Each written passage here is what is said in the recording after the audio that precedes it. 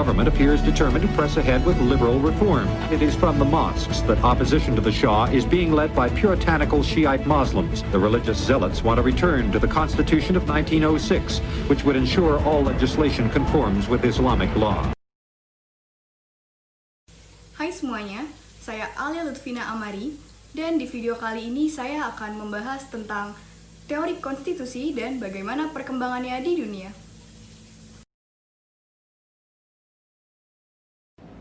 Secara teori konstitusi mencakup tentang pengertian konstitusi, bagaimana konstitusi itu bisa dibentuk, bagaimana pengamandemenannya, serta bagaimana sifat dari konstitusi tersebut.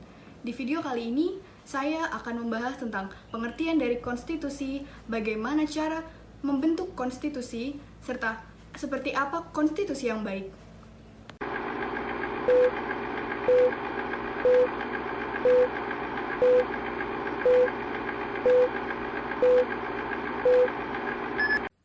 Apa sih yang dimaksud dengan konstitusi? Istilah konstitusi berasal dari kata constituer yang dalam bahasa Perancis berarti membentuk. Jadi, konstitusi berarti pembentukan. Dalam hal ini yang dibentuk adalah suatu negara. Definisi yang lain, secara terminologis misalnya, menjelaskan bahwa konstitusi adalah sebuah dokumen yang menguraikan tentang unsur-unsur dasar atau pokok pemerintahan, kekuasaan dari unsur-unsur tersebut, persyaratan untuk membentuk jabatan nasional, dan berbagai hak dari warga negara. Salah satu definisi dari konstitusi juga diungkapkan oleh Aristoteles. Ia menjelaskan bahwa konstitusi adalah cara hidup yang dipilih oleh negara untuk dirinya sendiri. Bagaimana negara memilih jalan hidupnya, mengelola hidupnya. Nah, itulah konstitusi menurut Aristoteles. Sekarang, bagaimana sih cara atau metode untuk membentuk konstitusi? Secara teoritis, ada 4 metode untuk membentuk konstitusi. Yang pertama adalah melalui keputusan raja.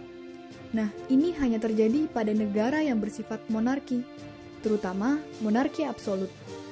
Di masa-masa lalu, seperti di Eropa misalnya, banyak negara yang berbentuk monarki, seperti Inggris dan Prancis misalnya. Dan monarkinya itu absolut, berbeda dengan sekarang, monarki tapi konstitusional. Jadi, di monarki absolut, konstitusi itu diputuskan oleh raja karena rajalah yang paling berkuasa. Yang kedua adalah melalui evolusi atau perubahan yang bertahap. Nah, ini contohnya seperti di Inggris. Di Inggris ini, meskipun konstitusinya tidak tertulis, tetapi ada tersebar di beberapa dokumen, dan itu sifatnya bertahap.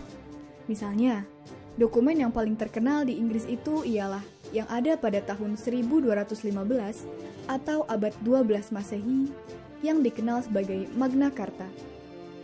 Nah, Magna Carta itu isinya antara lain adalah kesepakatan antara Raja John yang ketika itu memimpin Inggris. Misalnya, untuk memungut pajak, itu hanya bisa dilakukan dengan persetujuan yang bersangkutan. Jadi, kalau tidak ada persetujuan, tidak bisa dilakukan pemungutan pajak. Tentu sebelumnya raja bebas. Yang kedua misalnya, penangkapan itu tidak boleh dilakukan tanpa peradilan. Berarti ini membatasi kekuasaan raja. Nah, seperti itu contohnya konstitusi di Inggris, berlangsung secara bertahap. Kemudian, yang ketiga ialah melalui revolusi. The number killed in Tehran since the beginning of the month is probably well over 100. But people in this crowd were saying students demonstrating in Tehran shouting death to the Shah pledge allegiance to the Islamic movement of the Ayatollahs. Seperti di Iran contohnya, terutama setelah Ayatullah Khomeini pulang kembali ke Iran dari pengasingan dan memimpin rakyatnya untuk melawan tirani yang dipimpin oleh Shah Reza ketika itu. Kemudian Ayatullah Khomeini memimpin melakukan revolusi dan akhirnya menang. Sehingga kemudian Iran membuat atau membentuk sebuah konstitusi yang baru setelah revolusi tersebut. Yang keempat adalah membentuk konstitusi dengan sengaja melalui satu lembaga tinggi negara, seperti yang dilakukan oleh Indonesia dan Malaysia. Berikutnya adalah kapan konstitusi itu dapat disebut sebagai konstitusi yang baik? Nah, ada beberapa kriteria bahwa konstitusi itu baik. Yang pertama adalah ketentuan di dalam konstitusi itu haruslah tegas, pasti, dan jelas. Jadi, jangan ambigu. Kalau sampai butir konstitusi itu ambigu, nantinya ditakutkan dapat dengan mudah ditafsirkan sesuai dengan kepentingan si penafsir. Kemudian, yang kedua itu tertulis.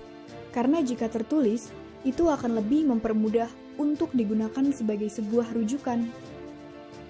Kemudian yang ketiga ialah mesti komprehensif. Jadi, ia harus bisa mencakup semua hak dan kewajiban semua warga negara dengan berbagai variasi suku, ras, dan lain sebagainya, maka sebuah konstitusi haruslah komprehensif. Kemudian yang keempat, konstitusi yang baik itu mencakup semua hak-hak dasar dari rakyat. Yang selanjutnya ialah harus membatasi kekuasaan pemerintah, lalu juga harus bisa diamandemen. President Moon reaffirmed his resolve to hold a national referendum on constitutional amendment concurrently with the June local elections. The Liberal leader will submit a proposal of his own if the legislature fails to draw up a bill. Moon Geun-young has the latest from the nation's top office. Karena bagaimanapun, konstitusi itu bukanlah wahyu dari Tuhan. Artinya, suatu saat bisa saja tidak sesuai dengan zamannya. Karena itulah perlu adanya suatu amandemen.